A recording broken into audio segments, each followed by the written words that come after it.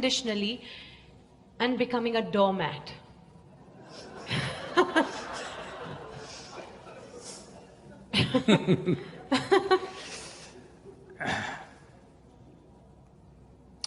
See, we need to understand this.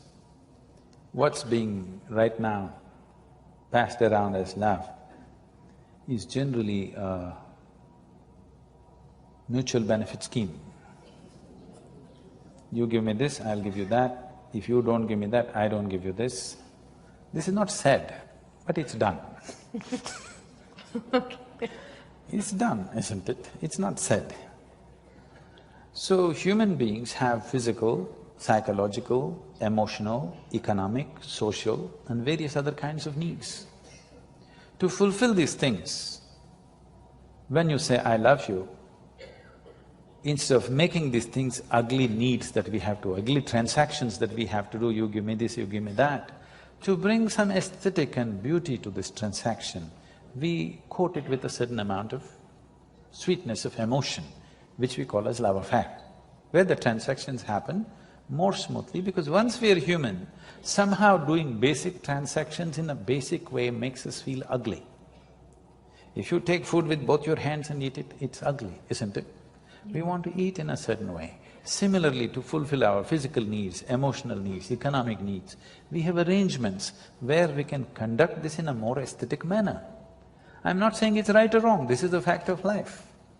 So this level of love, I call this is enough to fulfill the domestic needs of one's, for two people to live together, to fulfill their needs, to produce children, to raise them. Domestic level of love affair people can have. But if people want to have a love affair which will bring them to an ultimate union, then not many people are competent to do that. Not many people are ready to have that kind of a love affair where it'll make two lives into one. Two becomes actually one in experience. That will need something more. Most people are competent of using love to fulfill the domestic needs. But to go beyond that, they are not ready. And when I say they're not ready either, I'm not talking about this person or that person. So when one is ready and another is not ready, or one is making an effort and another doesn't have the effort, then it feels like somebody is becoming a doormat. That is what it is, that it feels like they're being exploited. But above all, one who is longing to use love as a way of ultimate union should not be bothered about being doormat, this and that. In India, we have a culture where by choice people name themselves as slaves.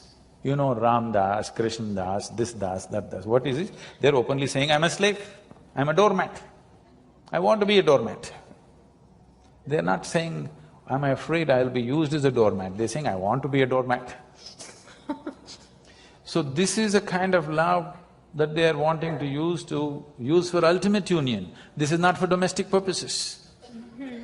So if you're looking for ultimate union, then love is a different affair.